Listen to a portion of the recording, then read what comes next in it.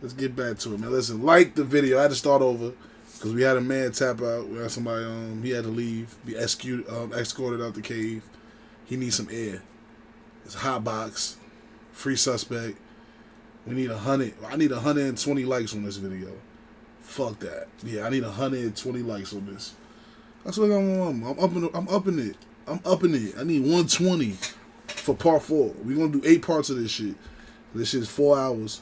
We're gonna do 8 parts. I need 120 likes. That's what I'm on. Let's do it. The real Grim Reaper, Fram.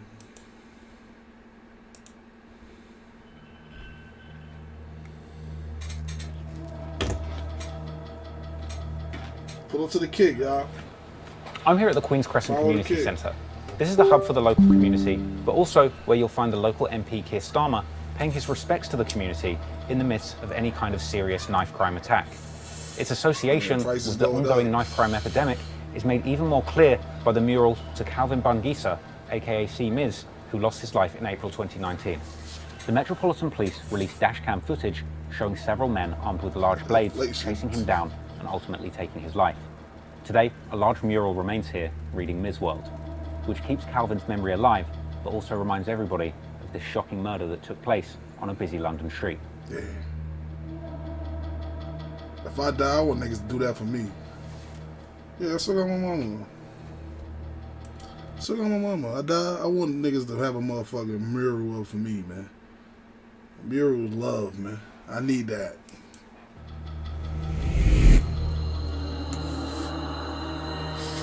That's Gxng. Murder C-Biz. RP C-Biz.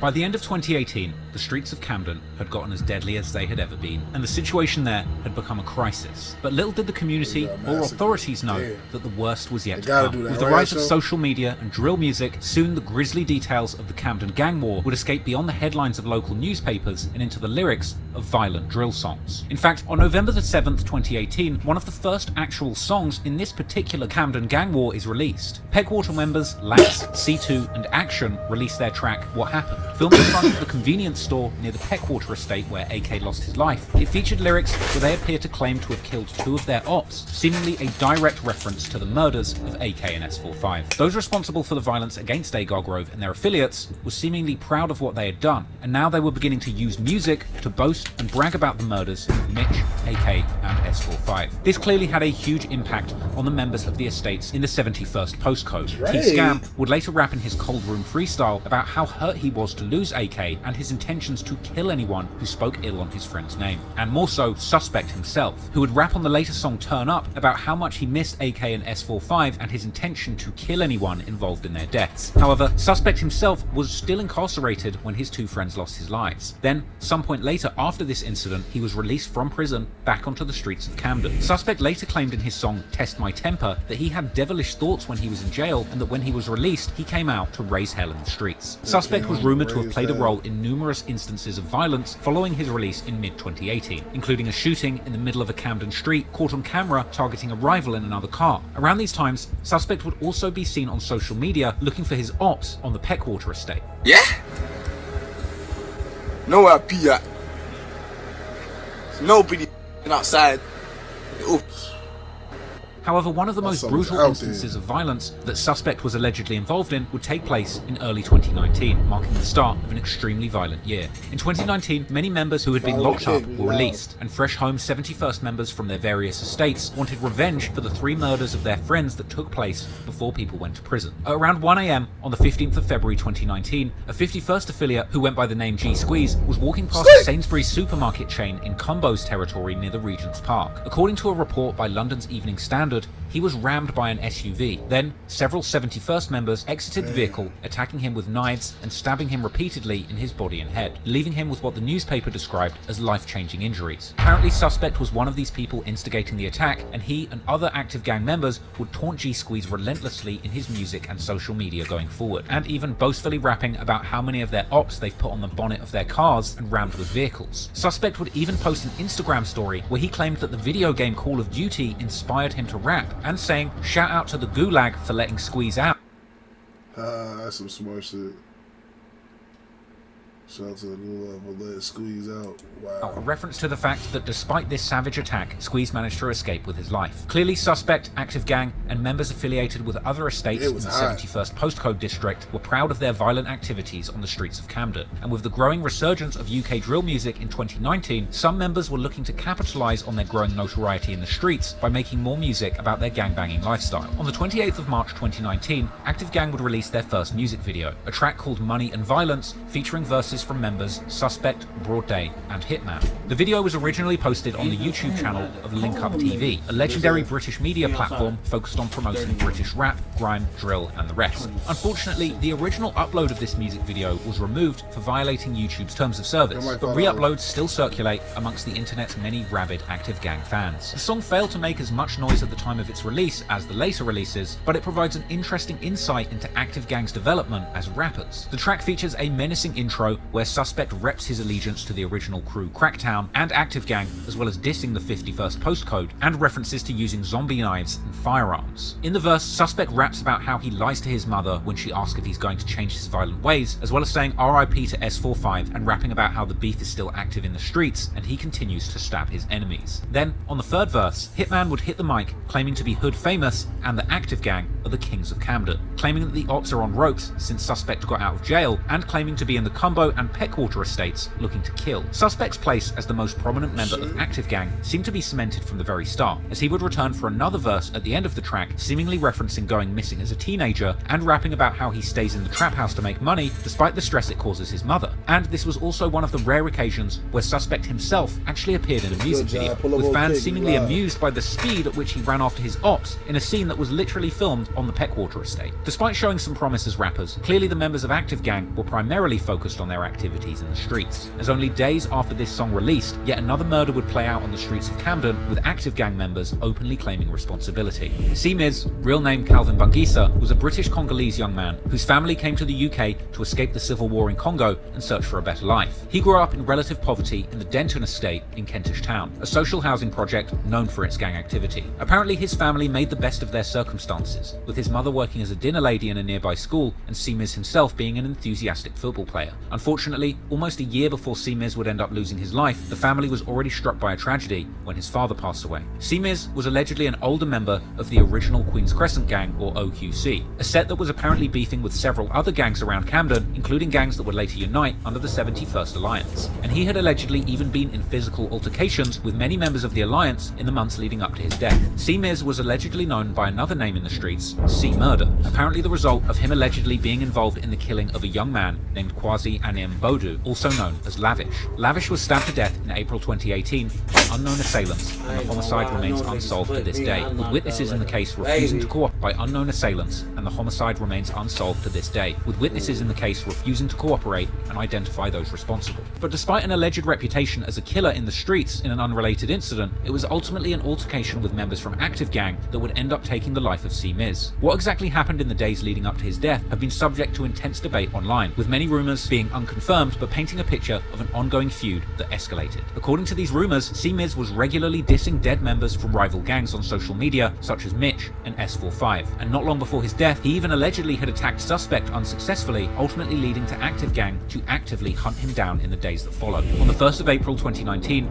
C-Miz had been hanging out with his cousin. According to that cousin, while they were at a chicken shop that day, C-Miz received a phone call where he got some disturbing news. According to rumours, his friend had called him, warning him that members from Agar Grove were outside and looking for him. Then, some niggas called him and let him know, yo, them niggas is spinning, nigga, get low. Niggas is outside. Nigga ain't listen. Nigga ain't listen. Did you put this in the charger for me? My shit about to... Niggas ain't listen. Yeah, nigga ain't listen. Yo, them niggas outside spinning, gang. Well, that shit just rewinded crazy.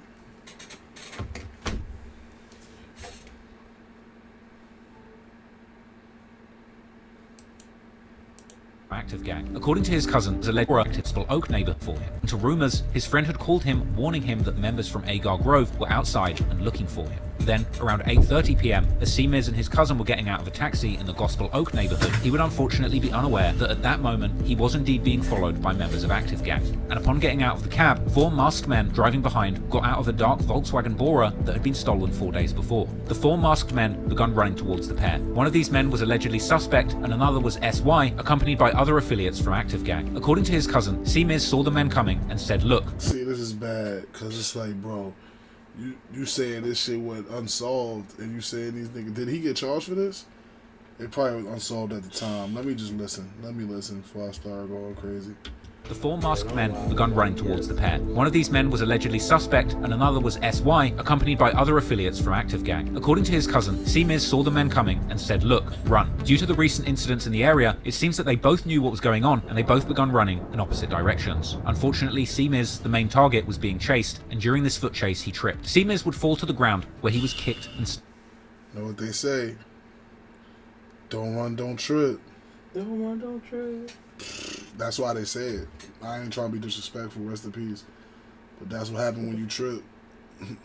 Main target was being chased, and during this foot chase he tripped. C-Miz would fall to the ground, where he was kicked and stabbed. At least part of the attack was caught on a dash cam of a passing taxi, seemingly showing 2 assailants dressed in black running towards the scene of the homicide, which has been censored by the police. Police would also go on to release CCTV footage of the car speeding away from the scene of the crime, with reporters arriving on the scene, further capturing images. At 9:01 p.m, about half an hour after police had been called, C-Miz was unfortunately pronounced dead at the scene, and his mother reportedly heard the news of her son's stabbing, rushing to the scene, where she was informed by police he'd lost his life, with some later pointing out the tragedy that his family had moved to London to escape war in Congo, and something like this still ended up happening in the UK. Police would set up a cordon at the scene and be seen collecting forensic evidence into the morning, and the police would later track the getaway car's movement through CCTV cameras, eventually finding it burned out at Court Gardens with false number plates still intact. Months later in June, C-Miz would finally be laid to rest in a large funeral attended by his family, friends, and the larger community.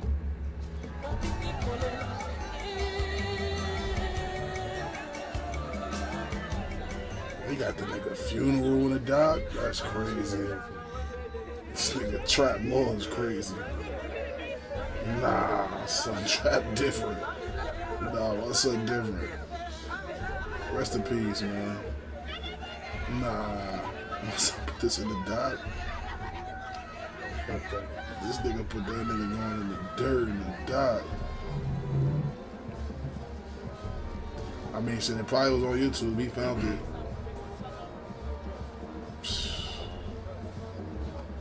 This is crazy. After his death, at least 2 graffiti murals were made in his memory, one around his death scene on the Grafton Road Bridge, and another at the Queen's Crescent Community Centre. His death clearly touched many in the community. Interestingly, 51st member Gutter would later explain that despite their shared rivalries, many from Peckwater and Cumbo didn't know C-Miz, suggesting that the OQC crew were at war with Active Gang separately to their long-run feud. However, regardless of the specific affiliations on the Agar Grove side, Suspect and the others were seemingly celebrating following the brutal murder of C-Miz, with Active Gang members believed to have been involved in the murder posting victoriously on social media, with Suspect later posting a Snapchat story of someone holding an Active Gang cap in front of one of the murals, combined with laughing emojis. And once again, they would later end up dissing C-Miz relentlessly in their music. Suspect would also often refer to C-Miz's Congolese background, rapping how they're not smoking stuff from California, but from Congo, using the common trope in drill music to figuratively smoke one's ops, even referring to C-Miz by his family name, claiming to be smoking Bangisa. In fact, one particularly disrespectful song featuring 2 Smokey and Arms would circulate, titled Congo, where Arms rapped that they're smoking Congo and that his friend killed C-Miz. After this brutal slaying, police put into place another Section 60 order, giving police greater stop and search powers for the local area. Meanwhile, due to the high number of Somalians in the 71st postcode gangs, rumours circulated in the community that gang members from Queen's Crescent of West African heritage were planning to kill any Somalians that they see as vengeance for the attack on C-Miz, raising once again fears about a race war erupting between... Yeah, you know shit real, nigga, like, I'm about to kill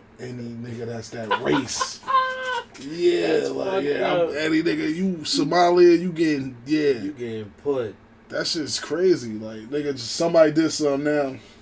You trying to tee up on everybody that's crazy. Between gangs of different ethnicities in Camden. Revenge for Calvin's killing, and his friends have literally said they are going to go out and kill any Somali in retaliation. So I just want to make that really clear. This is from a young Somali woman in Camden who's 24 years old, and basically they are basically, we strongly suspect they're going to go out tonight and kill a Somali, and we know they're going to take out a kid that is easy to basically kill. And I cannot stress the importance of this message to you. And listen, guys, just finished work, and basically I saw someone sent me something from Manting in the messaging page. Basically, if you're Somali, yeah, and you're around Camden, get back inside. There must have been some beef, and someone called Calvin died, and basically nigga said if you're Somali, nigga,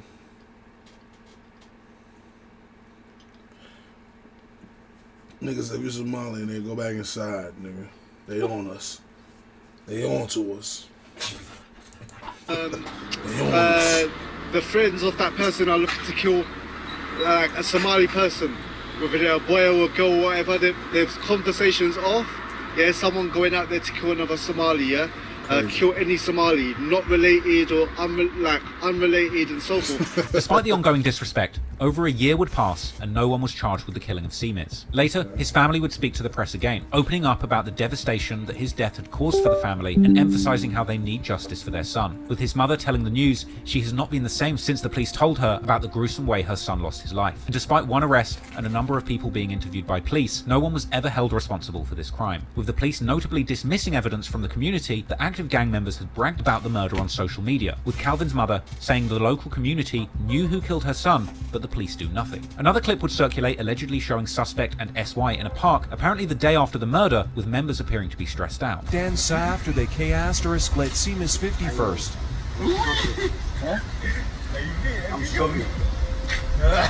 It seemed clear at this point that the police were not truly protecting the Camden community. London's Metropolitan Police unfortunately have a poor reputation for racism, with the force being publicly described as rotten and broken. And in the wake of the murder of Simiz, the highest ranking police officer in Camden would rub salt in the wounds. On April the 10th, 2019, telling the community that it was their responsibility to solve the crime, not the police, and admonishing the community for not snitching, telling them that the police were frustrated that people in the room likely knew the killers' names but wouldn't tell them, and saying outright that not talking to the police means no justice will be delivered. Rather than maintaining a safe environment, they blamed the very community torn apart by these crimes for their failure to deliver justice, with audience members clapping back and saying that they know these murders are going to take place and demanding that the police intervene, with the detective even clapping back to the audience, blaming them and refusing to accept that the police had failed to pick up on tensions in the area, blaming the community for not coming to them with intelligence before the murders took place. This made it very clear to the Camden community that their safety was their own responsibility, not the police's, with the leader of the community association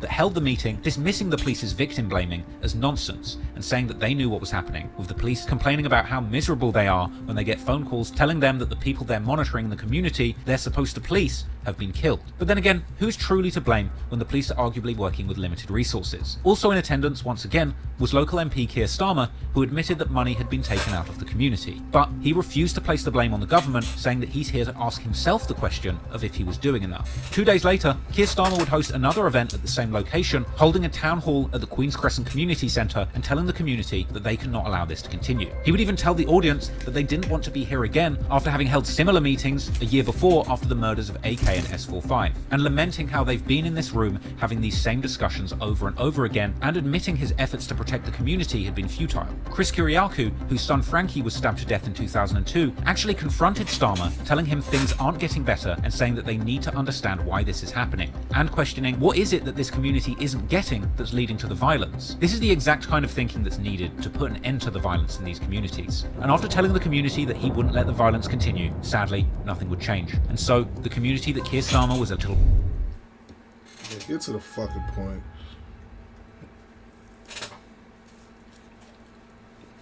I'm here at the spot where Alex Smith, also known as Culprit, unfortunately lost his life at the young age of 16. In reports following the murder, it was claimed that he had frantically banged on his neighbours' doors looking for help, but unfortunately, nobody opened up. But then again, when you consider just how brutal the attack on him was, who could blame them for wanting to stay safe behind a locked door? This mural here stands today as a reminder, not just of the life of Alex, but also of the brutal war that played out on these streets. 02 to 19, nigga was young as fuck.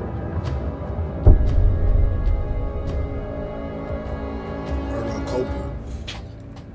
Following the murder of C. Miz in Queen's Crescent, the Camden community was outraged. The local politicians had promised not to let more violence play out in the community, but sadly, these were just empty promises. And the following month, we would see retaliations between the two warring groups of gangs from the 51st and 71st postcodes. On the night of the 19th of May 2019, police were called to a hospital in North London after a teenager had arrived there with numerous stab wounds, his condition soon after turning critical. This teenager would turn out to be the active gang member AR, or Armed Response, real name Arif Bayomi. After AR's condition got better, he was reportedly interviewed by the police, but refused to give a witness statement about what had happened. However, he did open up about the attack likely resulting from him being a member of the Agar Grove gang, an admission of association that he would probably learn to regret later on. Despite the lack of cooperation by AR, the police would eventually do their jobs and find out the events that had taken place. According to court documents, that night, two members of the Combo gang, part of 51st, were driving in a stolen Audi looking for their ops. Eventually, they would spot members of the active gang who were riding in another vehicle, with a vicious attack being launched on the occupants of that car. This left AR with several serious stab wounds to his chest and abdomen, which landed him in the hospital for several weeks. The crime was gang related, and the attack on a prominent member of active gang would later make its way into drill music, with Chinks from the 51st affiliated crew one side later rapping in numerous songs about the incident, mocking AR for coming so close to death. On the song Usual Culprits, he raps that his ops can no longer drive with their windows down since Armed Response got stabbed. And on the song Secrets Not Safe, he raps that Armed Response got splashed because he was lacking. Besides the events of that day eventually becoming notorious to drill music fans, soon the authorities would also catch up to this ongoing street activity. The police would later locate the Audi, finding two sets of fingerprints belonging to Combo affiliates RH and RO. However, neither would seemingly be charged with the attack at the time, with the police seemingly not having enough evidence to connect them to the crime. However, unfortunately, street justice would soon play out, and in an effort to exact revenge on those who they believed were responsible for the near-fatal attack on a prominent active gang member, yet another young man connected to Camden's warring gangs would lose his life on those very streets. The next victim would be a teenager named Alex Smith,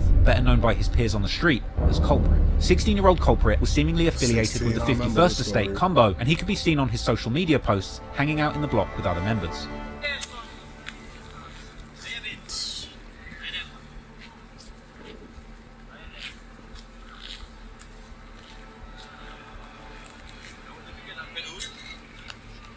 Another clip would circulate online, appearing to show Culprit getting G-checked and threatened with a zombie knife in public. Clips like this really highlight the danger that even younger gang members in Camden were constantly faced with because of the escalating beef in the streets. However, according to some, Culprit himself was involved in the violence and played a prominent role, not just in the streets, but also in drill music where people spoke on the violence. Songs would later circulate depicting Culprit with other members from affiliated estates like Peckwater. On one particular freestyle, he appeared to address that video of him getting G-checked, rapping how he might have been caught lacking, but his op got killed. Even at age 16, Culprit's lyrics were as violent as his older rivals. And that freestyle also had him dissing his dead ops. That's why it makes sense. I remember reacting to his story, and I was like, damn, he's 16, a kid, I said all that shit.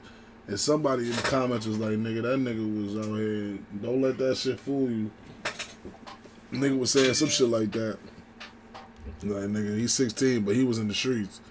Culprit's lyrics were as violent as his older rivals. And that freestyle also had him dissing his dead ops, as well as claiming that he would chase his rivals and stab them if they trip up. Culprit seemed to hate particularly one gang, which surprisingly was an active gang, but another local gang called Cali Road, or the Cali Boys, from the Islington borough that neighbours Camden. Another freestyle by Culprit has circulated online that features a peculiar cover art, depicting another young man's head pasted on a sign stating, "Stop killing the man down." The person whose head this is was an alleged affiliate of the Cali Road gang that Culprit was known to have a beef with, a 17-year-old teenager who went by the nickname Neds, real name Nadeem Bilgin. On 7 PM of the 29th of January 2019, Neds was killed on a busy Caledonian road, and although several people were arrested soon after his death, the case remains unsolved to this day. Neds was, according to his friends, a one-in-a-million type personality who was selfless and had a big heart. However, according to his mother, Neds was also seen by the school system as a problem child. He had fallen into the gang life too, and had even gone missing in the months leading up to his death, which led to speculation that he had been groomed by older members of the gang to participate in county lines drug dealing networks. This is a British phenomenon whereby drug dealers in London establish operations in smaller towns elsewhere in the UK to widen the market for the sale of narcotics, protecting the ringleaders from getting caught themselves. Unfortunately, Neds' proximity to the streets would end up claiming his life, and after Neds' death, Culprit clearly had had no sympathy. He would apparently make a song called CRK, or Cali Road Killer, where he seemingly disses Neds, using that cover art that depicted Neds holding the sign saying stop killing the man down. Now, it's unclear how true the rumours of Culprit being a killer himself are, as the murder of Neds remains unsolved, but based on the content of his lyrics and social media postings which were preserved, clearly at this point, Culprit appeared to be deeply involved in the gang lifestyle, although unfortunately, there was another more positive path he nearly followed.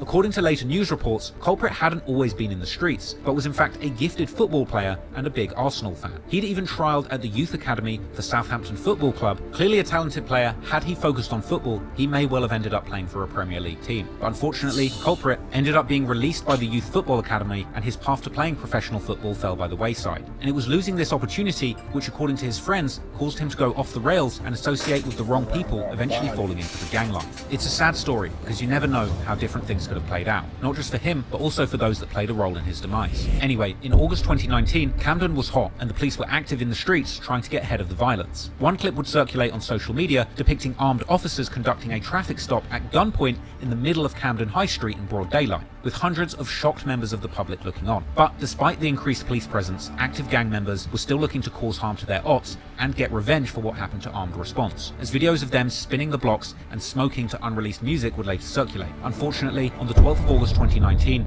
active gang members would end up getting just what they were looking for, as that evening, Culprit had been spending the night hanging out with friends. Later they would head to a Nando's restaurant on Great Portland Street in the Cumbo neighborhood. There's even a picture of Alex in that Nando's eating what would end up being his last meal with fellow Cumbo affiliate Gutter. Meanwhile, on the Agar Grove estate, police would later establish through a last meal with fellow Cumbo affiliate Gutter. Meanwhile, on the Agar Grove estate, police would later establish through a combination of ANPR, which in the UK is automatic number plate recognition that automatically reads the license plates of passing cars, as well as CCTV and cell site evidence that active gang members, armed response, and a young man who was helping him run his county lines operation had spent that day travelling in a stolen blue Seat Leon with fake plates in the port city of Southampton, around 2 hours away from London, likely as part of another county lines operation ran by the 71st side of the gang war. Apparently the group had planned an attack on their ops in London, so they had returned to London in the stolen Seat together, arriving at AR's address at around 9:50 PM. They would stay there for around 20 minutes before leaving the home in the blue Seat where suspect was living. That car would arrive just after a white Ford Fiesta, also with stolen plates, at around 10:30 PM. Later court documents would reveal that while at suspect's house, his runner was offered drugs by Somalian boys who he claimed not to have met, but it's believed that these boys were SY and S-Wavy. Along with suspect, this made up a deadly trio that would later be referred to in music as Triple S. At around 10:30 PM, right when Culprit and his friends were reportedly leaving the Nando's restaurant, the Ford Fiesta would leave suspect's apartment for about 15 minutes, allegedly to spin the block and search for their ops. At 10:30, AR and a younger member called Y Traps would speak on the phone, and then again at 10:44. At around 10:45, the Fiesta would return while the Seat would leave, before returning 8 minutes later. Then, just before 11 PM, both cars left and went to number 8 Longford Street, a block associated with Cumbo, arriving shortly after 11 PM. The Seat was being driven by AR, with Reeks in the front passenger seat, and his runner in the back seat. Meanwhile, the Ford was being driven by SY, with suspect in the front passenger seat and S-Wavy in the back seat. So that deadly trio, Triple S, were all travelling in the Ford. Right before, just at around 10:30 PM, Culprit had left the Nando's restaurant on Great Portland Street, proceeding northbound with 3 friends, one of whom was actually believed to have been involved in the attack on AR just months earlier. It's believed that the car carrying Triple S spotted Culprit and his group and identified them as the ops they were looking for, with suspect apparently jumping out of the car on Longford Street and proceeding on foot wielding a foot-long machete and making no attempts to conceal it. This was likely a large zombie knife, the kind of blade that suspect would rap fondly about throughout his career as a drill rapper. Him and S-Wavy ran into the entrance of the block looking for their ops, with Reeks following shortly behind. Reeks would leave the building and return to the car, opening the door, but he wouldn't get back in, returning to the building. Whilst the 3 of them were in the building, the others in the car would see Culprit and his friends. Culprit would seemingly notice them, taking off running to an estate on the north side of Euston Road, where they were likely trying to hide from suspect's crew. Suspect, S-Wavy and Reeks would then leave the building on Longford Street, but instead of getting back into the cars, they would remain on foot, taking chase while the drivers of the car attempted to keep eyes on the victims and cut off their escape. During this foot chase, suspect was seen by members of the public brandishing that foot-long machete openly. Whilst desperately trying to escape his attackers, Culprit would frantically knock on the doors of nearby houses, begging people for help, but no one would answer him. The calls by members of Longford Street, but instead of getting back into the cars, they would remain on foot, taking chase while the drivers of the car attempted to keep eyes on the victims and cut off their escape. During this foot chase, suspect was seen by members of the public brandishing that foot-long machete openly. Whilst desperately trying to escape his attackers, Culprit would frantically knock on the doors of nearby houses, begging people for help, but no one would answer him. The court would later hear that it was believed that the attackers mistakenly believed that they were chasing one of the people involved in the stabbing of AR. However, once they caught up, it simply didn't matter who it was, they would be exacting street revenge. Culprit would ultimately be outrun by his attackers in Munster Square near Regent's Park, where AG members would fatally stab him in the chest. A post-mortem would reveal that Culprit was stabbed at least twice, with one being a fatal stab wound to the chest. Witnesses claimed to have heard the attackers screaming and laughing as they were running away from the scene of the murder. Police were called at 11:10 p.m, but unfortunately as they were running away from the scene of the murder. Police were called at 11:10 p.m, but unfortunately Culprit would be pronounced dead at the scene at 11:33 p.m, and the following day, police would be seen combing yet another Camden crime scene for evidence. After the killing, suspect, S. Wavy and Reeks waited nearby until they were picked up in the Ford Fiesta, with that car driving off with the Seat not far behind. Both cars were driven to the Kilburn area, and minutes after the stabbing, AR would attempt to call Y Traps 5 times before finally getting through to him at 11:21 p.m. Just before 2 a.m, his runner unsuccessfully attempted to purchase gasoline in a plastic jerry can at Tesco Esso in Maida Vale, and then 10 minutes later, he was seen on CCTV successfully purchasing £2.59 worth of petrol. The fuel was then used to burn the Seat used in the crime, and its charred remains were later found in East Barnet, whilst the Fiesta was found burnt in Kilburn Park. After news of Culprit's murder went public, the local community formed a memorial at the spot where he lost his life, a mural which the family had to fight to keep up, with a petition to the local council who had planned to remove it. The council even pulled this off, with the brick wall there being repainted as if nothing had ever happened. However, in the end, the community would ultimately win, and a new mural was soon painted in the same spot, and this time it was allowed to remain, soon becoming a symbol where 51st affiliates would pay tribute to their fallen friend. However, conversely, some of those who had been hurt by Culprit's actions in the streets would return to deface the mural. One particularly brutal diss song relating where 51st affiliates would pay tribute to their fallen friend. However, conversely, some of those who had been hurt by Culprit's actions in the streets would return to deface the mural. One particularly brutal diss song relating to Culprit's death came a year after the killing, with active gang member 2 Smokey releasing a song titled Knock Down Ginger aimed squarely at Culprit. This is a song essentially mocking Culprit for knocking on doors as he ran for his life, comparing it to a game of Knock Down Ginger, or as Americans would call it, Ding Dong Ditch. Unsurprisingly, following Culprit's death, the violence in Camden seemed to escalate further, with 3 They just play Ding Dong Ditch. Knock Down Ginger. Ding Dong Ditch. Niggas call it Knock Down Ginger.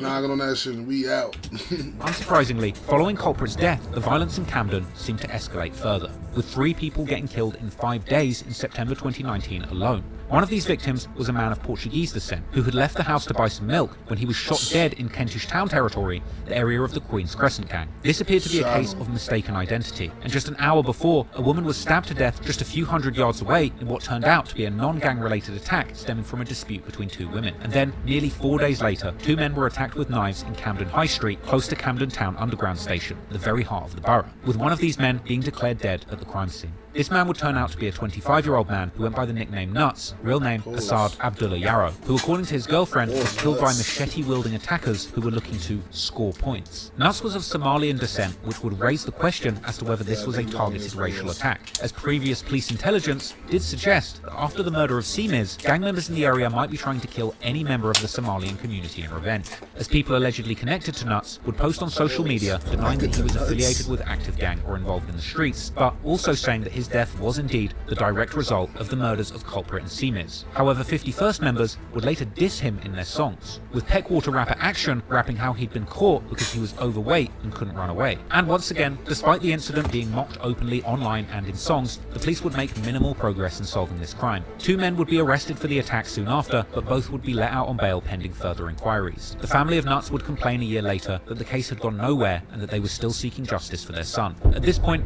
Camden was a war zone, and as usual, nothing was being done about it. One article would appear in The Guardian describing Camden as a flashpoint for knife gang killings, shining a light on the fearful life of a local mother of 5 whose daily commute for her and her children is on the very path that Culprit lost his life on, with the article outlining the violence being fueled by the booming county lines drug trade. Interestingly, local MP Keir Starmer didn't appear to comment on the death of Culprit directly in the immediate aftermath of the murder. However, in an interview at the end of August, when asked about the topic of knife crime, he would sidestep mentioning Culprit's murder, simply saying that they have a serious problem with knife crime and mentioning the previous killings in his community, AK, S45 and C-Miz. He would also claim once again that the problem is likely being fueled by budget cuts in community support as well as police services. Ironically, he would later go on to admit in the interview that it was a huge blow for him to have spent 18 months working on the knife crime report and for another fatal stabbing to have occurred. I assume he's referring to the culprit incident, but he doesn't mention him by name. Keir Starmer would then go on to assure people that despite failings at preventing gruesome knife murders, Camden is still safe. But Camden was not safe,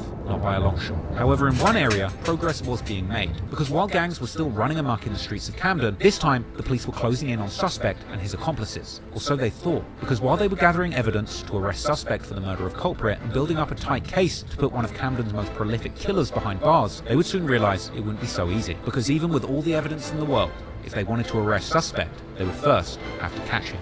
Catch him, nigga.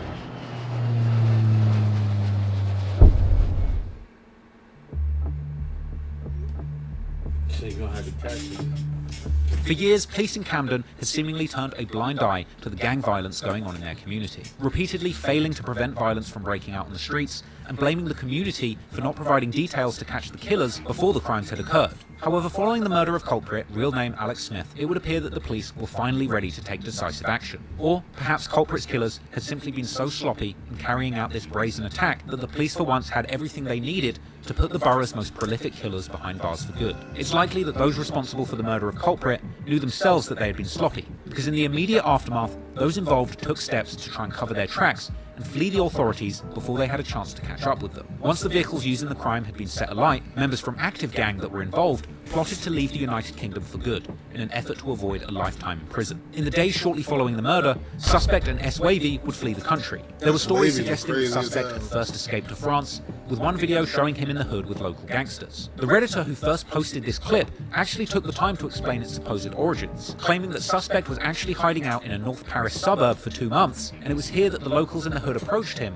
with suspect revealing his troubles back home. Understandably, they first greeted his story with disbelief. Apparently, it wasn't until years later that they saw a French YouTuber's video covering suspect's gruesome tale that they realised he was actually telling the truth the whole time, so they dug up the clip from their camera roll and posted it up publicly. However, ultimately, France is only a short journey from the UK, and as we saw with the case of Gambino, it's not difficult for the feds to catch you there. So, suspect would remain. They be putting that picture up there every time they say that's Wavy name. They put that crazy ass. That nigga look crazy in that picture. They violating the cuz. Yeah, they violating them. In France for long. From here, it would seem that suspect and S-Wavy would make their way further afield to Kenya.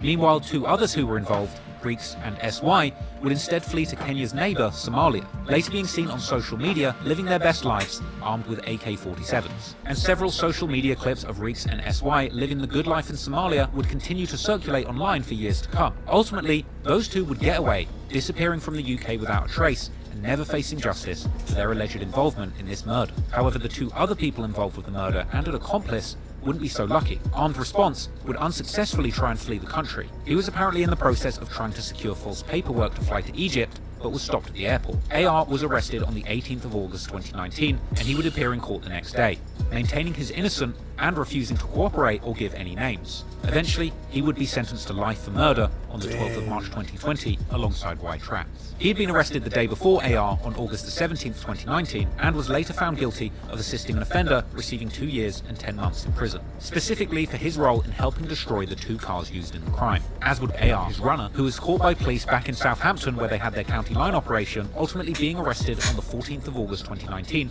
for his involvement with the murder, getting convicted for both murder and for assisting an offender after being filmed buying the gasoline that was used to burn the getaway cars. On March 29th, 2021, he received life in prison, serving a minimum term of 18 years. Interestingly, sentencing was actually delayed a whole year due to alleged drug-induced psychosis that he claimed to be suffering during the trial of his peers. Now, I thought that was another interesting detail to mention. Not to let these young men off the hook for their awful crimes, but when you look back at the likes of Suspect and his friends, clearly taking drugs as teenagers, going missing to working county lines drug dealing operations, likely as vulnerable children being pressured by older gang members, it's hardly surprising that these young men ended up with issues like anger, substance abuse, and ultimately extreme antisocial behaviours that culminated in murder and life in jail. In many ways, these young guys on either side of the knife have been failed by the system, and it could have been just as easily Suspect, SY, S-Wavy, or any of the members of active gang that killed culprit being on the receiving end of the knife. With another young person like culprit, suffering from the same issues and rumoured violent behaviours that hurt others before he lost his life. There really are no winners here. Even Reeks and SY fleeing to Somalia to evade justice. I mean, it doesn't take a genius to work out that life in the UK is likely a damn sight better than life on the run in Somalia, which is literally considered one of the most dangerous countries in Africa. These aren't rational choices being made by the young men we're discussing in this story. And one does have to wonder, what are the root societal causes that are driving these gang wars? Whether it's poverty, racial tension, or a lack of strong male models preaching positivity, I can't say definitively. But the sad fact is, no matter your circumstances, if you take a life and cause another to grieve, you should face consequences. Armed response, Y traps, and did. Reeks and SY did not. And for Suspect and SWavy, well, for the time being, they had evaded justice. But the clock was ticking. And unlike previous murders, this time the police in Camden were determined to make sure everyone involved, or at least the ones they could catch, would face justice. However, little did they know that the out-of-control gang war on their streets would soon become a global phenomenon. Hey, that's part 3. Right? That's part 3? And I was asleep 120. 120, man. You know what to do. Daddy Yaddy. Daddy.